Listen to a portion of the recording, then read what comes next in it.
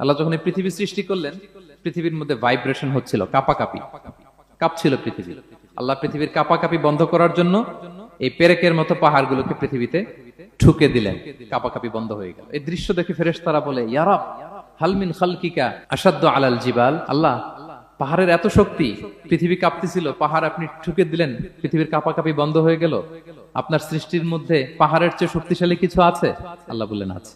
সেটা কি? আল হাদিদ।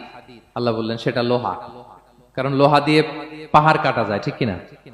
লোহার কথা শুনে ফেরেশতারা অবাক, লোহা পাহাড়ের চেয়ে শক্তিশালী? ফেরেশতারা প্রশ্ন করলো, ইয়া রাব্বি হাল মিন খালকিকা আশাদ্দু মিনাল হাদিদ। তাহলে আপনার সৃষ্টির মধ্যে লোহার চেয়ে শক্তিশালী কিছু আছে? আল্লাহ বললেন আছে। কি সেটা? আন্নার, আগুন। কারণ আগুন লোহাকে কি করে? গলিয়ে ফেলে। ফেরেশতারা শুধু অবাকই হচ্ছে। ফেরেশতারা বলে আগুনের চেয়ে শক্তিশালী কিছু আছে? আল্লাহ বলে আছে, আল মা, পানি। কারণ আগুন